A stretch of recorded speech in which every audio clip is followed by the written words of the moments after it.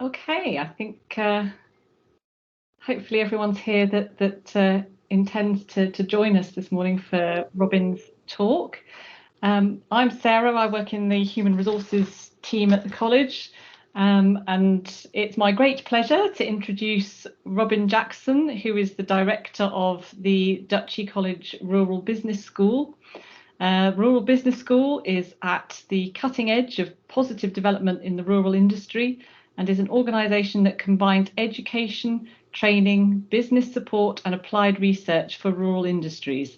And they do have their own website if you want to look at what all the different projects and things that they're doing, and there's a link to that in the Teams Talks overview information that's available on Insight. So just to advise, this session is being recorded. It'll be shared via social media for anyone who hasn't been able to join us this morning. So please do not swear, as Davina McCall used to say. If anyone has any questions, if I could just ask people to keep their mics on mute during Robin's presentation, and then we've got some time afterwards if anyone wants to ask him about anything. So thank you very much. I will hand over to Robin. Well, thank you, Sarah. And hello, everyone. It's great to be able to tell you a little bit more about what we're doing in the Cornwall College group, and in particular at our Stoke Climsland campus, and a very exciting and recent development for college, and that is the construction and equipping of Future Farm.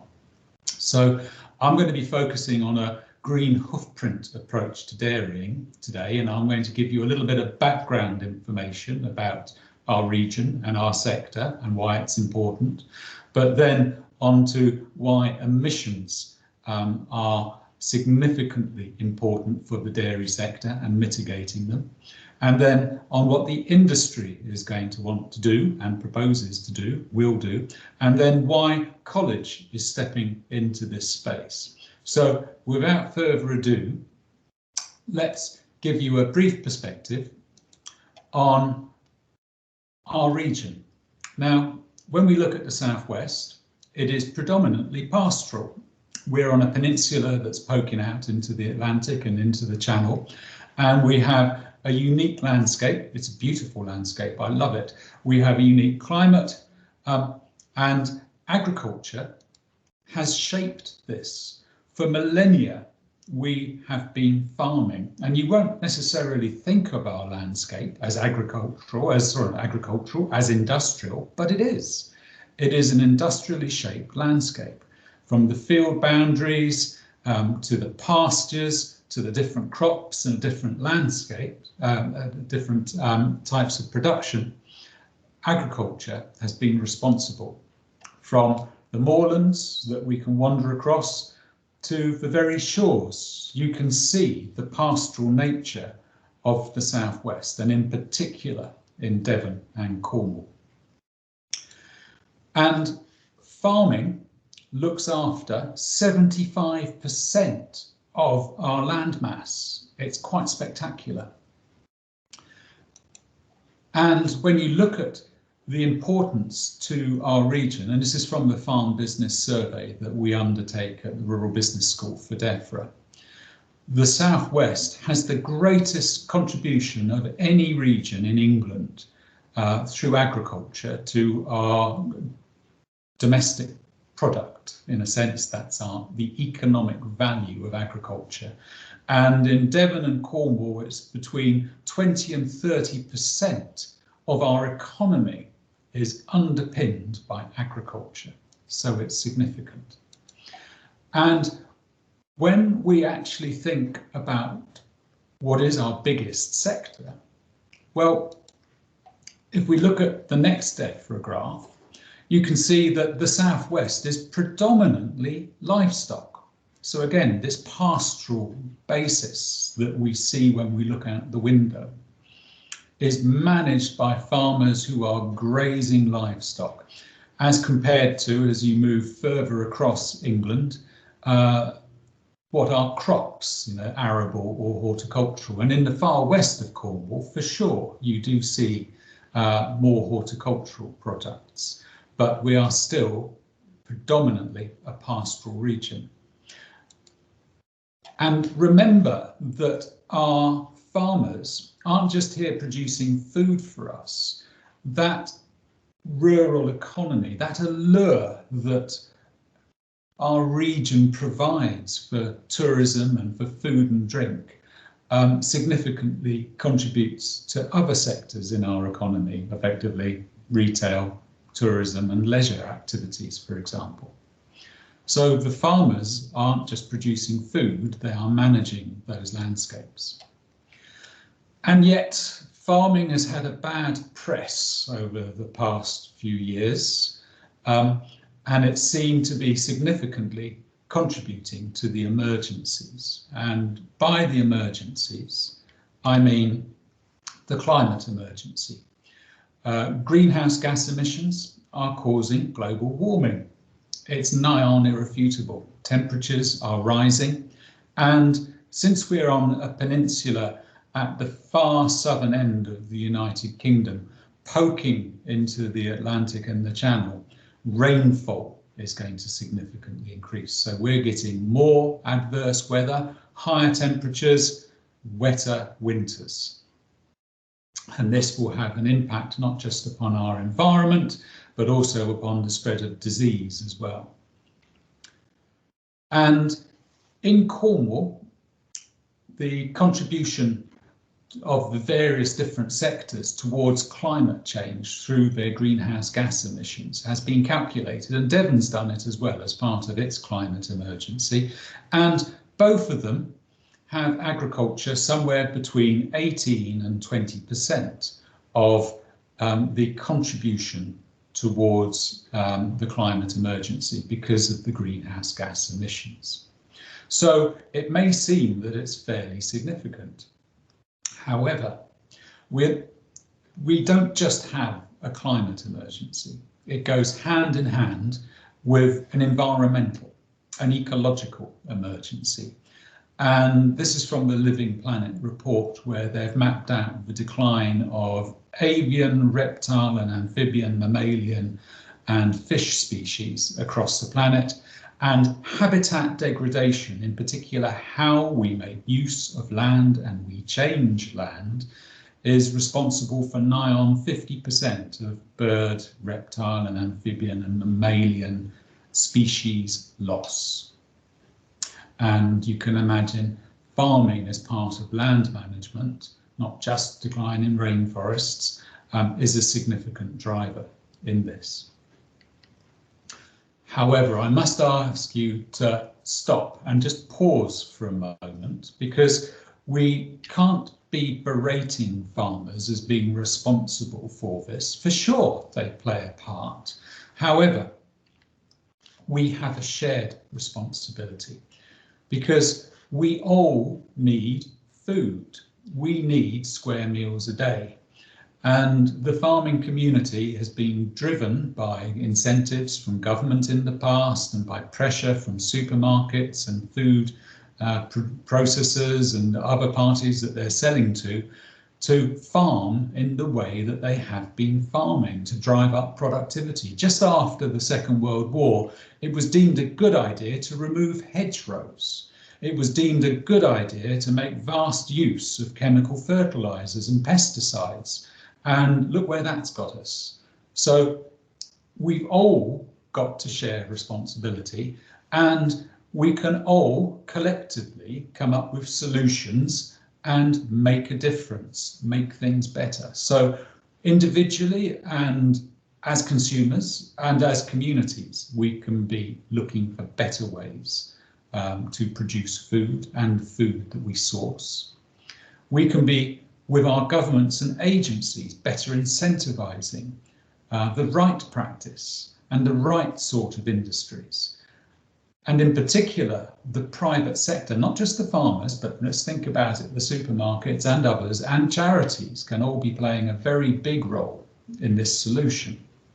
And given the fact that we are a college that not only teaches but does research, academia is so important, so we can pass this knowledge on to industry and to the next generations of those that are in farming, or and rather those who can provide services and knowledge to those farming and land managing communities. So let's have a look at what our industry's been doing. And this is the Net Zero report from the NFU, the National Farmers Union, produced in 2018-19, one that gives us a goal for 2040 of the industry being capable of achieving net zero. So that's achieving a balance. What we consume, what we produce is net zero. And they've had a look at the UK, and 10% of the greenhouse emissions in agriculture, 10% of the greenhouse emissions in the UK are from agriculture. And nigh on 80% of the greenhouse emissions are from fossil fuels. Now, fossil fuels are linear. You basically abstract the material, the coal, the oil, the shale gas, and it's converted into fuel. And that fuel, either in transport or in energy, in homes, whatever it might be, burns out to create carbon dioxide and other greenhouse gases. So that's linear, that's wasteful. What was once in the ground is now just being burnt into the atmosphere. And farming can actually be part of the solution to this, rather than what has been deemed in the past to be part of the problem. So let's have a little look. In the top right hand side of this diagram, you have that linear fossil fuel that is responsible for about 80% of the UK's greenhouse gas emissions. But farming actually is fairly unique as a commodity industry. You know, we don't, like a coal miner, dig up the coal. Actually, next year we have to grow that again, by analogy. So we actually take from the carbon dioxide in the air through the plants that we grow back from the atmosphere. And those plants, for sure, they can go into creating nutrients in food crops for us. But actually, those plants, through their vegetation, their timber, and their root matter, can push the CO2 back into the landscape. And we've got the ability to make use of other technologies as well. So for sure, we've got solar and we've got wind, but we could be capturing carbon, either from bioenergy crops or just from other means of carbon storage. That, again, like the soil carbon, but actually carbon through vegetation, for example, in our landscapes. So farming can play an important part in the solution and not just be the cause, one of the root causes to the problem. However, let's think about one of these causes, and in particular one that's pertinent for the southwest of England. Livestock. Remember, we're pastoral: sheep, beef, dairy. The cows and the sheep produce methane and nitrous oxide, as well as other emissions like ammonia and hydrogen sulfide. But the methane and the nitrous oxides and nitrogen dioxides are potent greenhouse gases. So this is something we've got to address. And the NFU, when they were looking at their strategy for 2040, have looked at the agricultural emissions, and that's about 46 million tonnes of carbon equivalents produced each year. And we've been reducing year on year the agricultural emissions. Currently, they're fairly static at about this 46 odd million tonnes of carbon equivalents.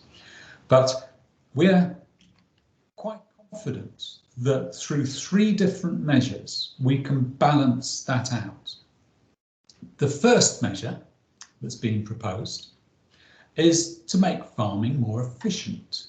You know, we can actually use less fuel, we can produce more, and we can thereby reduce the emissions from agriculture about 11.5 million tonnes per year through technical as well as, I guess you could say, knowledge interventions. You know, what we know and what we do will make a difference.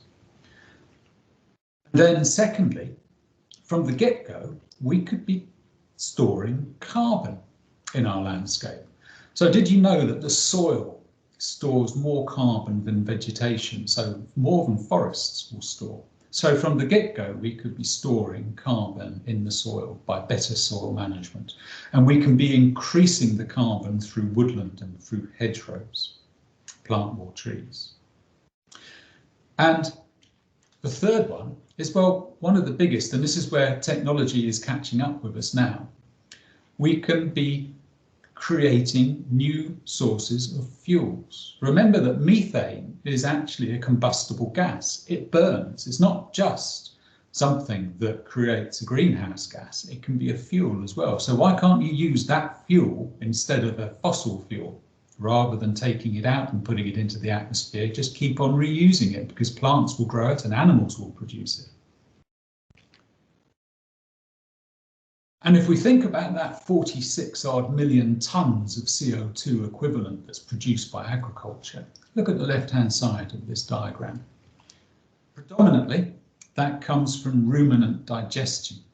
So rumination, an enteric form of digestion, the microorganisms in the stomachs of the ruminants will produce methane as part of the digestion process.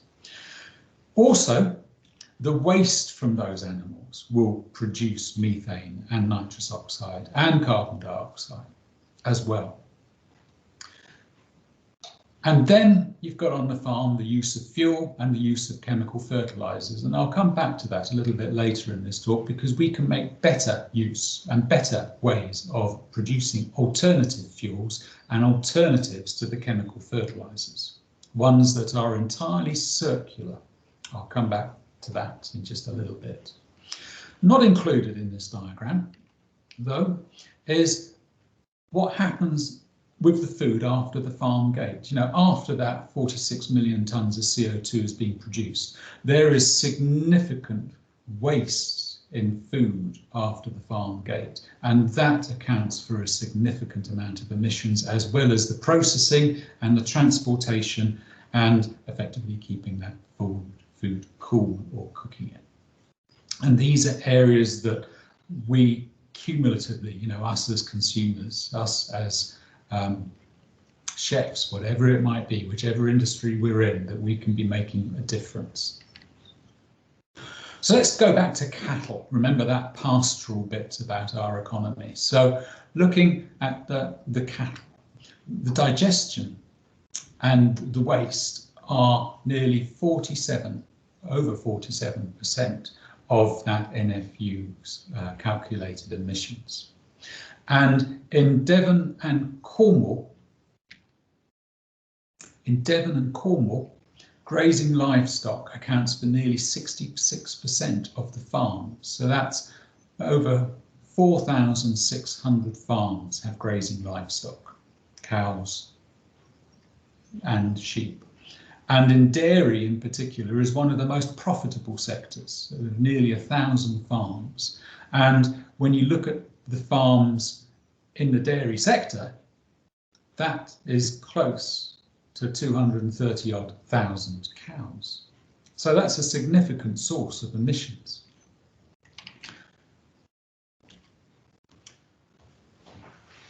I've gone in a rapid outline of the industry, and now I want to discuss what we're doing at Future Farm. So Future Farm is a recent college development. It's the second of its type in the United Kingdom, certainly for this type of building. And it provides a dairy systems research platform. That's very wordy, on a working farm. So firstly, we've got to have an economically viable working farm. And on that, we do research, teaching, and knowledge transfer. So what we learn from our research and from our research partners, because there's many illustrious institutions that we collaborate with, we put that back into the curriculum and back to the industry. And the development of Future Farm has come through the Agritech Cornwall project, a project which is run by Cornwall College through the Rural Business School. And it's part funded by the European Regional Development Fund and supported by Cornwall Council, Council for the Isles of Scilly, and excitingly and recently through the Centre for Innovation Excellence in Livestock, CIEL, and they are the National Innovation Centre, and we are one of their members. And the purpose, or one of the purposes of Future Farm, is the green hoof-print dairy. So what can we do to help prove a circular approach that takes from healthy fields and the healthy forages to healthy cows and back again, reinvesting effectively in that circular economy, how we can take from the soil to the crops to the animals and then reinvest that waste products back into the soil again. It's a research platform that enables us to monitor the different management regimes on different groups of cows. So we can look at the health and welfare of the animals, and that is critically important. We have to have healthy and productive animals. We can be looking at the inputs, the food and the supplements to the animals, and with sensors in the building and the parlours, all the way to the output of the animals. Not just the milk and the quality of the milk and the quantity of the milk, but actually the waste that the animal produces as well. And if we do that right, we can be providing nutrient management. Remember that circular approach? Nutrient management over seasons, a way of mitigating the emissions as well as other pollution, because we have gaseous risks that come from the animals and their wastes, but we also have risks that can be released into the landscape which are associated with aqueous risks. So you can actually, if you apply too much fertilizer, the fertilizer can run off into the watercourses, for example. So we are mitigating pollution and emissions through our research in the facility. This is an aerial shot in July last year, and we were affected by COVID. It has delayed the build and the completion of the build by nearly a year. However, by October, the site was complete and the cows came in November last year. And from that aerial diagram, you saw 4 circles. And those circles are associated with the slurry stores where we store the wastes from the animals. And we have 220 cows in the building, but they can be divided into 3 different mini herds. So each herd can be fed differently, can be managed differently, and the manure, the slurry, will be collected separately for each of those groups. 1, 2, and 3. There is a 4th area that's associated with the milking parlour and animal handling areas that we can fill as well. But this gives us a fairly unique position in the United Kingdom, certainly at this scale, to be able to do this form of research at a scale that is equivalent to farming practice. And this is the facility. This is Future Farm. It's on the hill at Stoke Climsland, looking out over the beautiful Tamar Valley. Inside the building, though, is where the magic happens. The cows are out during the summer, but we do most of the intensive research during the winter period when they're in the barns, sheltering from the weather, being fed. So we look at the inputs here, and we can use different feeds and supplements. We have an automated feeding kitchen that will weigh and blend the feeds for the animals, and a feeding robot that will distribute those feeds to the different mini herds. So different groups of animals, different feeds, all through this facility. And that underpins the pillar 1 of the NFU. We can look at the building and the use and management of the animals and the feedstocks to boost productivity and to reduce emissions. And here is our feed kitchen. It's a bit like a salami slicer. We have different bays where you can put different forages which have been ensiled, and that's effectively pickled over the winter. So the animals will feed off of the different blended forages, and it weighs them and it carries them in a conveyor belt that on the left hand side of the diagram on the picture here goes into a feed robot. And this shows the feed robot with various hoppers where supplements can also be added to it. And then the robot is lifted up and transported around the building, and it eventually drops down into the feed alleys and will feed the different groups of animals the different feedstocks that we've put into our research activities. So here's a robot going up an alley, feeding the cows on the left-hand side, and then it will go back to the kitchen. It gets replenished with a different feedstock, and it could be feeding the cows on the other side of the feed alley. Now let's think about the outputs. So let's start with the milk. We need to think about the quantity and the quality of the milk.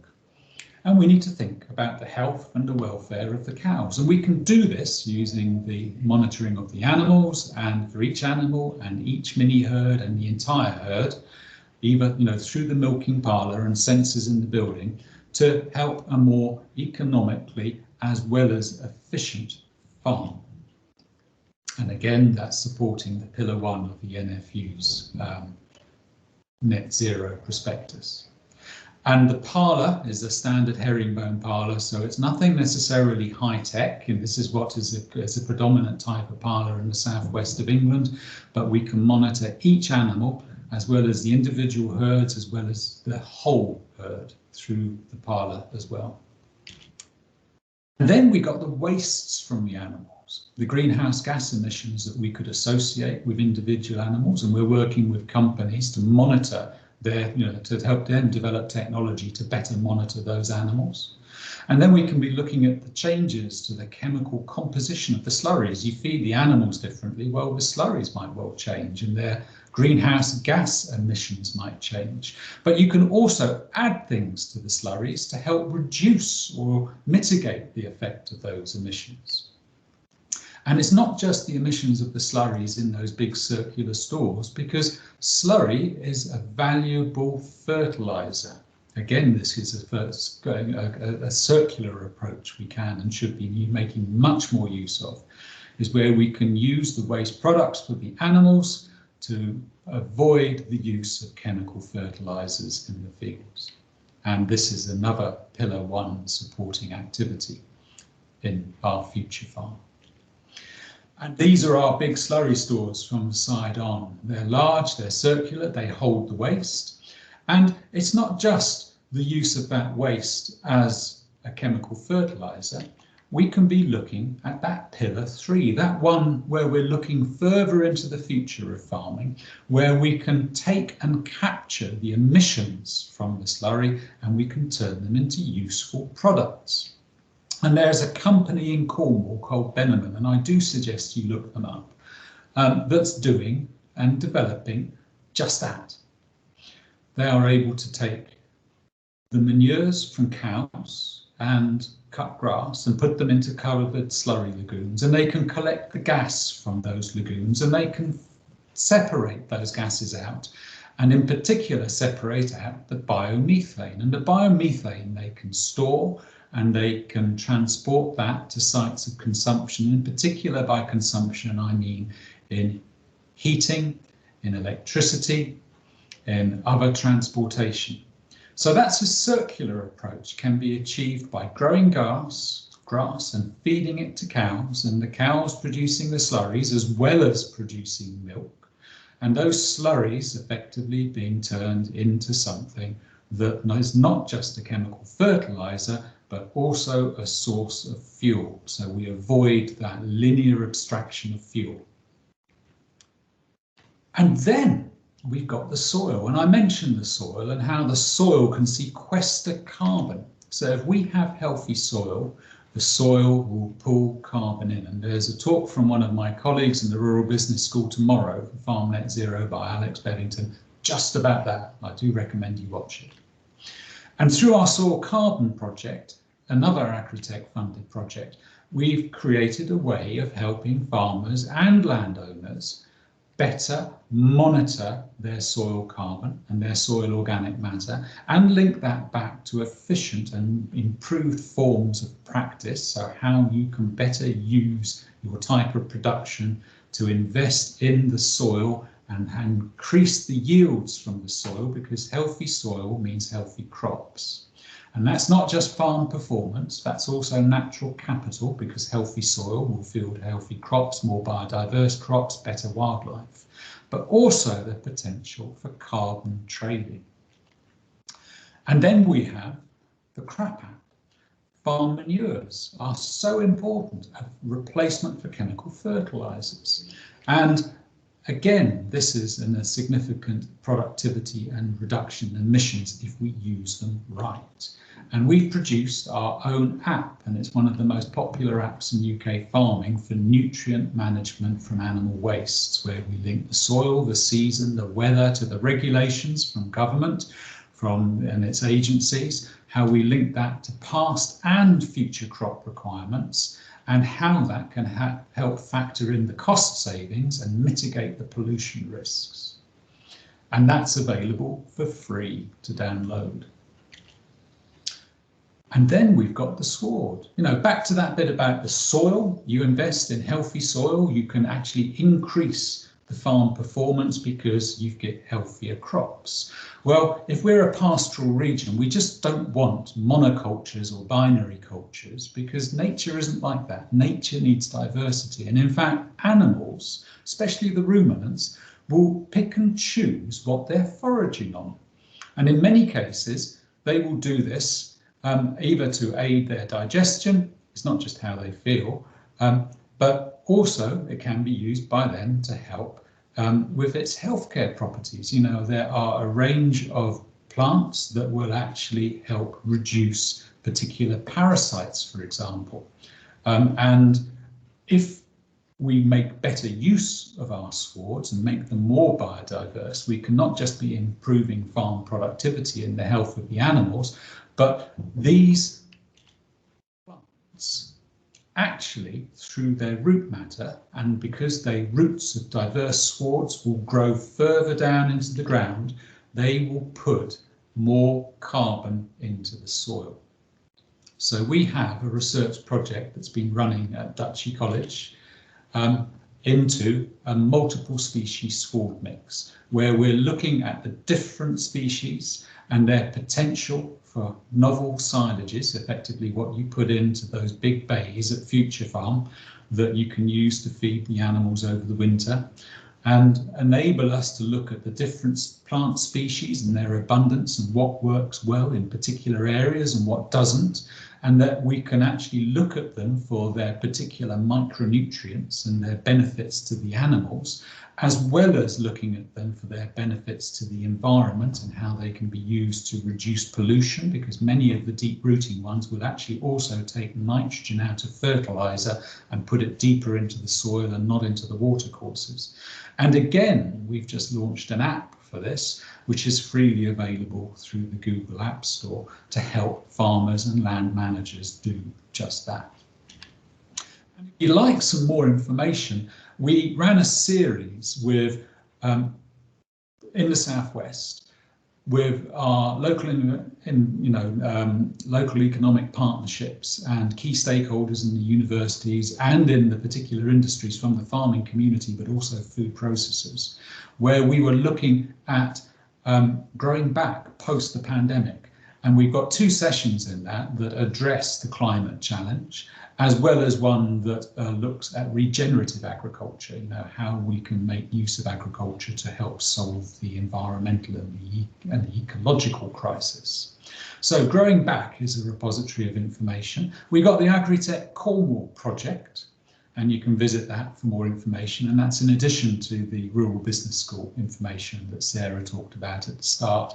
And then we got 2 more sessions in the Love Our Planet series. Tomorrow, around soil carbon and farm net zero, and on Friday about what we're actually doing at our Stoke Climsland campus in a 25-year environmental plan. So that's everything from Future Farm, and that's probably quite enough for me in my presentation. It's now time for questions. Thank you very much. Sarah, over to you. Hi everyone, that was a brilliant talk. Thank you so much, Robin. It was really interesting. Does anybody have any questions that they would like to post in the chat, or if you pop your hand up, I can identify you and you can ask Robin directly?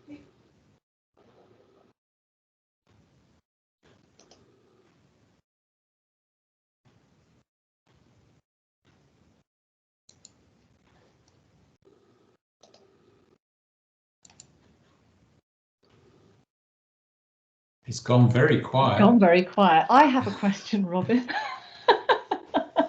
Maybe if I ask a question, other people will also ask. I know it's really early days and the cows have only just moved into Future Farm, but have you found any difference between what they're producing as a result of feeding them the different food stuff? The farm manager will attest to the fact it was in Farmers Weekly actually, just after Christmas, I think, that they've seen an 11% improvement in milk yield since they've moved into the building. We don't know fully yet what is responsible for that. It might just be the fact that the previous milking parlour was really dilapidated and we've got a wonderful new parlour. It could be that the cows are being much better fed. Or it could be that because it's such a wonderful and transparent building, literally it lets daylight into it, even though it's got a roof on it, that the cows are benefiting from that as well. So again, this building is going to take time. Agriculture isn't something that you can get a result in a week on. You probably need a few years before you can start making confident predictions. So we are noticing differences, and we're already working with research partners and a range of companies to start testing out new technologies, even new sensors, or back to this exciting Benneman opportunity, new ways of dealing with the wastes. But ultimately, the purpose of Future Farm, and link back to our farm business survey activities at the Rural Business School, is that if you're going to make these changes, they've got to underpin an economically viable farm. And that's why it's not just important to consider the R&D and the clever tech, it's to pin that back to the performance of the business and the benefit to the farming families that are running them, as well as back to the environment and the likes.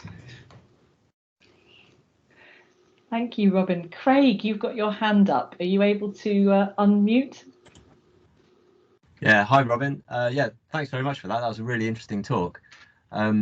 You mentioned a bit about multi-species swards and benefits for pollinators. I was just wondering if the farm has other wider biodiversity measures across the boy, the you farm should come holding. along to my talk on Friday, Craig. Okay. If I started, it will be about another half hour, but most definitely we do. We've got over nearly 50 hectares worth of interventions that will still enable a productive farm to occur, but will create wildlife corridors, species habitats, in particular associated with healthy waterways, as well as maintaining that pastoral production for dairy, but also beef and sheep in lowland meadows, as well as the arable activities that occur on the farm.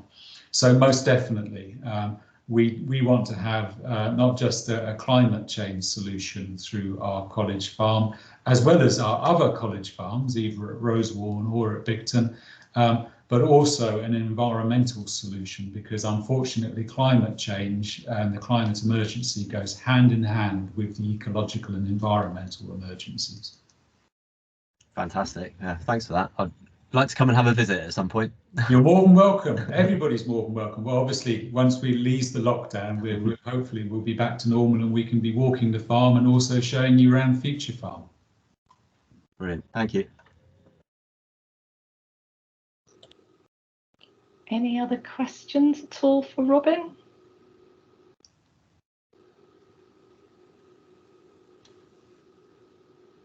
No? Well, again, thank you, Robin. That was fascinating and great to hear what's going on at Duchy College and Future Farm, and look forward to updates in the months and years to come. Absolutely brilliant. Thank you very much, everybody, for coming to the talk today. And if you have any further questions that you think of after the talk, I'm sure Robin wouldn't mind if you popped him an email.